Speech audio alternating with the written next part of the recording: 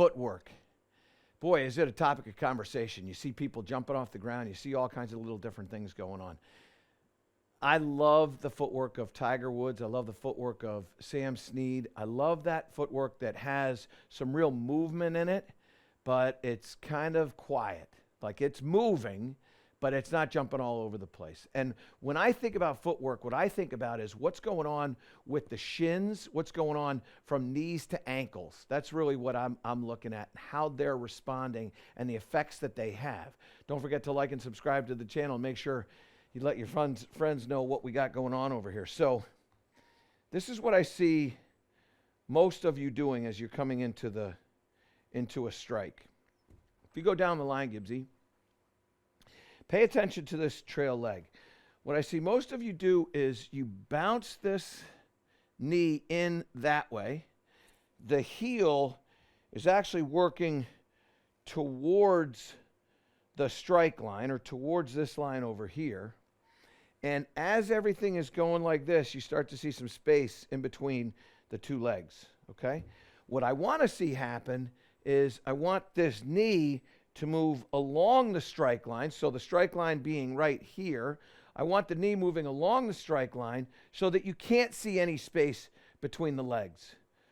And when that starts to happen like that, the heel gets in front of the toe, and all of a sudden I'm using the ground the way it's supposed to be used.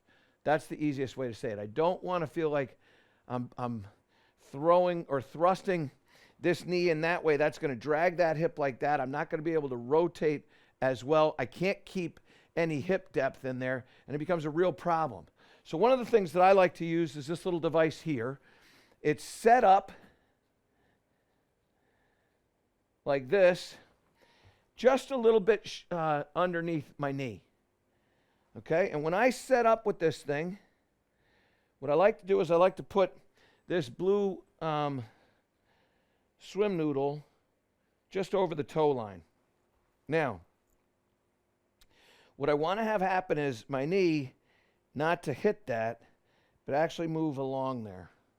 It will move a little bit towards there. That's unavoidable, but you feel like you're going along there. And when you do that, you see how there's no space between my legs? If I take that knee and I go to there, now you can see space in between the knees there, okay? So, set this up like that.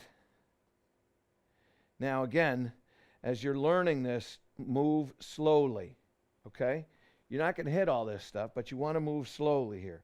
So here, and then there. Now, if you end up feeling a little bit of the swim noodle on the outside part of the calf, let's say you get into there and you feel a little bit of that, I'm okay with that. I don't want that, but I'm okay with that. I just don't want the knee to hit it. All right? So same thing again here, and then in. Chuck Cook, who I saw not long ago, said that when you're making the proper footwork, you feel like your inner thighs are kind of moving together and touching one another.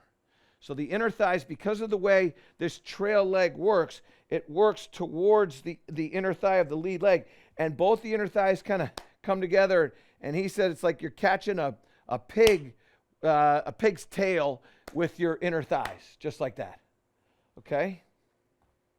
Now, why is that so important? Because in order for you to have depth in your hip, or I should say hips, in order for you to have depth in your hips, you got to feel like this knee is moving along there. If your trail knee starts to move this way, it will drag that hip that way and you'll stand up. You can see, like, when I go in like that, my upper body starts to move away.